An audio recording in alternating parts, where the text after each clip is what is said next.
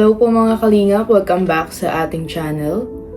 So ngayon ay meron po tayong importanteng pag-uusapan. Kuya Val, may sasampulan na. Alam naman po nating lahat na marami po nangyayari ngayon sa kalingap. At sunod-sunod po ito. And panoorin po natin ang isa sa mga vlog ni Kuya Val. And ito po ang kanyang sinabi. Itong motor na ito po gagamitin ko papuntang Davao. At sasapahan ko ng kaso. Itong patong na kaso po ang mga nagkukontent sa kalingap na pambabalahura at walang pakundangan na paninira. May kaso sa Daet, sa Bicol, at may kaso sa Mindanao. Lahat sila po mga kaibigan. Mga video na kasi at yung patong na kaso po ang ating pong isasampa sa kanila. Yung iba nakasampa na po. 4 na babae at 7 lalaki. Abangan niyo po ang mabibigyan po ng love letter. Yun ha. Ayan mga kalingap, so narinig naman po natin sa vlog ni Kuya Val na meron na po siyang sinampahan na kaso. At meron na ding schedule si Kuya Val papunta sa Davao para magsampa din po doon. So paano nga pa magiging valid ang pagsampa ng kaso at ano ang mga kaso na pwede isampa? Kapag nasa social media po tayo, automatic normal ang mga bashing, negative comments dahil may kanya-kanyang opinion po ang mga tao, lalong-lalo na ang mga nanonood sa atin. So, nagkakaroon lang po ng chance or possibility na pwedeng magsampa ng kaso kapag lumagpas na sa legal limitations ang ginagawa nila.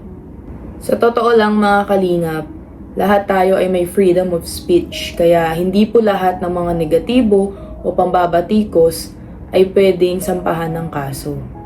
Pero, syempre may hangganan po ang lahat ng ito kapag ito ay nakakasira na sa pangalan o reputasyon po ng tao.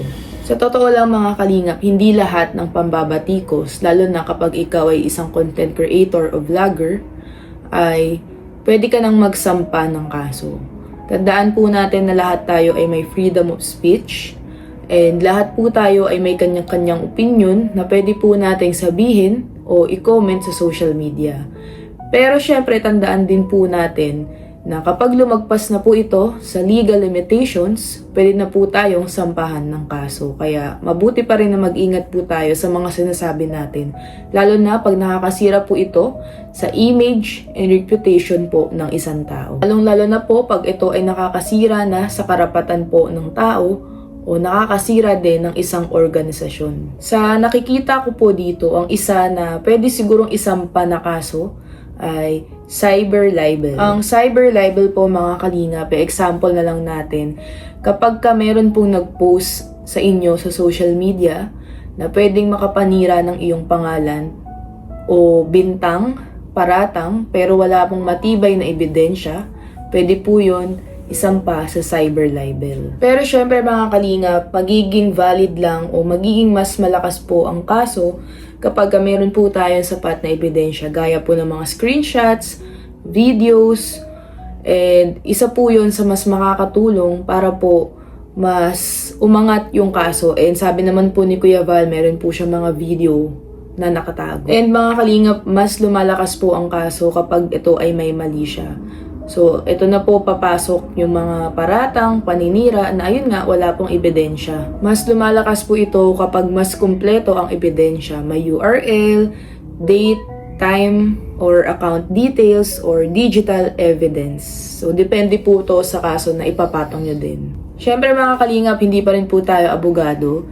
Ito ay sinearch lang din po natin at tinignan natin. Kaya, siyempre, ang mga abogado pa din at pulis pa din na makakapagsabi kung talagang kaya po ikaso ang mga ganyang klase. Lagi nating tatandaan mga kalingap, magkaiba po ang pagbibigay ng sariling opinyon at paninira. So, in legal terms guys, hindi po about sa pagkikritiko ang usapang ito. So, ito po ay depende kung paninirang puri o gawa-gawang kwento lamang na nakakasira nga po ng reputasyon ng isang tao. Pero, ang matinding tanong po dito, Deserve po ba ng Kalingap ang mga nakukuha nilang negative comments, bashing ngayon? Deserve ba nila na pagtulungan ng kung sino-sino at subukan talaga na pabaksakin? Alam naman po nating lahat na sa tagal-tagal po ng Kalingap at lagi pong may mga ganyan na sumusubok sa kanila, ang tagal po na nahimik ni Kalingap Rab. Pero syempre mga Kalingap, sinasabi ko nga po sa inyo, may hangganan po ang lahat. Minsan nakakapagod din po talagang umintindi, magpasensya. Minsan kahit sabihin natin wag na lang po nating pansinin, hindi pa rin po natin mapipigilan kapag nakikita po natin yung mga ginagawa nila sa social media. Sa totoo lang po, pag nai-imagine ko kung ano na po ang stress ni Kalingap Rab, ni Kuya Val sa mga nangyayari. Kasi syempre, nakakagulat minsan yung mga kasama po nila noon sa loob. Ayun pa po yung isa sa mga sumusubok sumira sa kanila ngayon. Na minsan hindi rin po natin maisip, no? At nakakatakot na talagang magtiwala. Kasi sa mga panahon na kayo-kayo lang po, na nagtutulungan kayo, biglang one day, mawawala na lang po silang bigla. Isa na po sila sa mga matindi mong kaaway. Minsan, ang hirap pong imaginein na yung dating sobrang bait po sa inyo dahil may naitutulong ka po sa kanila, yung mga taong laging nandyan sa'yo na naaasahan mo, ngayon isa na po sila sa mga nagpapabaksak at gustong sumira sa'yo. Minsan hindi natin maintindihan kung saan sila nagkagaling, pero syempre, lahat naman po sila may mga kanya-kanyang rason kung bakit nila nagagawa yun. Pero ang tanong, no, ano kaya ang pinanghuhugutan nila para yung ganyang galit manood po sa puso nila, na talagang gusto po nilang pabaksakin yung taong nakatulong sa kanila, yung taong sobrang daming natulungan. Lagi nating tatandaan mga Kalingap, hindi po dapat nabubura ang mga kabutihang nagawa ng isang tao dahil lang sa mga pambabatikos. Iwasan po natin na maniwala sa mga fake news, negative comments, o kung saan-saan pong balita, lalo na kapag alam natin na yung taong nagpapakalat po ng balita na yun, may galit talaga sa isang organisasyon o sa isang tao. Kapag tayo po ay galit, kayang-kaya po natin gumawa ng mga kwento, kayang-kaya natin gumawa na kung anong-anong paratang. Madali lang po yan. Kaya, syempre, tayong viewers, nasa sa atin na din po yan kung paniniwalaan po ba natin sila o magiging responsable tayo na maniwala lang kapag may mga ebidensya. Kasi yung mga tao po na dinadaan lagi sa social media, yung mga galit po nila, ginagawa nila ng kwento at paninira yung mga ibang tao, minsan parang may mga pakay na kasi yan. Minsan hindi po natin alam kung ano ang intensyon nila, bakit sa social media nila kinakalat yung mga bagay na dapat pinag-uusapan naman sa personal. Hindi natin alam kung totoo ba ang mga kwentong sinasabi nila, at hindi natin alam kung ano po ang pumapasok sa isip nila kung bakit po nila ginagawa yun. Pero tayo po na nandito pa din para sa Kalingap at nananatili, sana po tulungan po natin sila na maging malakas ang loob, wag po natin iwan. At syempre, ipakita po natin ang suporta po natin sa kanila. Sa totoo lang mga Kalingap, ang hirap maniwala na ngayon and magtiwala. Kagaya ng mga tao ngayon na ang dami-dami naman pong problema na dapat pansinin, na dapat nating pagtuunan ng pansin sa government o yung mga tao na hindi naman tumutulong, na ang daming tao na may ginagawang hindi okay. Pero yung Kalingap na ang layunin lang naman talaga ay makatulong, ayun pa yung pilit na binabagsak. Minsan hindi po natin maintindihan yung mga tao na puro kabutihan lang naman ang gustong gawin. Sila pa yung mga pinag-iinitan ng mata, gustong pagtulungan at siraan. Kaya minsan hindi po natin alam kung tama pa ba na maging mabuti na lang tayo. Again, hindi ko po sinasabing perpekto ang Kalingap. Wala pong perpekto sa atin. Kung talagang may pagkakamali man ang Kalingap, may nagawa man silang pagkakamali, pwede po nating itama yun. Pero hindi sa paraan na sirain sila o pabaksakin sila. Dahil sa totoo lang, hindi naman po ang Kalingap ang matatalo dyan, kundi yung mga beneficiaries o mga taong tinutulungan po nila. Kaya yung mga tao na puro pambabatikos dyan, may planong pabaksakin ang Kalingap, hindi po ang Kalingap ang kinakalaban nyo. Madaming tao po, beneficiaries ng Kalingap, ang mawawalan ng tulong dahil sa inyo. So, 'di ba, may pagka-selfish po tayo dun. wag po nating sabihin na good intention yung ginagawa nyo. Kasi sa totoo lang, parang may mga pakay naman talaga yung mga patuloy na naninira sa kalingap. Napakadaling manira lang po mga kalingap. Sabi ko nga sa inyo, pagkagalit tayo sa isang tao, kahit ano pang gawin yan, hindi na po mababago yung pagtingin natin sa kanila. Ganyan po ang mindset ng mga makikitid ang utak. Yung mga wala pong utang na loob at walang respeto. Sobrang dali lang po para sa kanila ang manira. Kaya tingin nyo po ba, yung mga sumusuporta po sa kanila, solid po kayo? Syempre hindi. Kasi pag dumating din po ang panahon na hindi na po niya kayo o hindi na po nila kayo kailangan, kayang-kaya din po nila gawin sa inyo yung ginagawa nila sa kalingap ngayon. Tandaan po natin mahirap na magtiwala ngayon.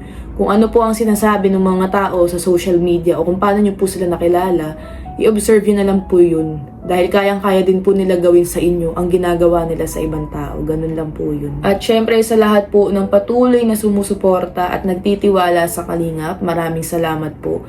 Hindi lang po Kalingap ang binibigyan nyo ng pag-asa, kundi yung mga tao po na tinutulungan ng Kalingap. Sila po talaga ang totoong binibigyan natin ng pag-asa. Dahil syempre kapag ang Kalingap mas ginaganahan, nagkakaroon po sila ng confidence and nabubus po yung desire sa puso nila na mas tumulong. Mas marami po silang matutulungan. Alam po ng marami yan kung gaano nakadami ang natulungan, napabahayan at nabago na buhay ng Kalingap.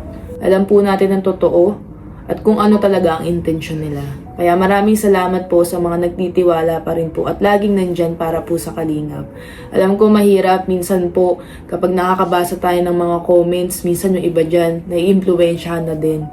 Pero ang dami po nating matatalinong viewers ng Kalingap na alam nila yung totoo sa hindi, yung paninira at sa gawa-gawang kwento lang. At syempre para kay Kuya Val at Kalingap Rob, kay Tita Edna, sa lahat ng Kalingap members, sana walang susuko, tibayan lang ang mga loob at habaan ng pasensya. Lagi nating tatandaan kung nahihirapan tayo, mas nahihirapan yung mga taong tinutulungan natin at umaasa sa atin. Ang mas nagmamatter lagi ay yung mga taong gusto nating tulungan, hindi yung mga taong walang ambag sa buhay natin. So ayun lang mga Kalingap, maraming salamat po. Sana kahit papano may na-realize tayo or naisip man lang sa ginawa nating vlog na ito. Sana mas ma-feel and mas ipa-feel po natin sa Kalingap yung suporta natin sa kanila.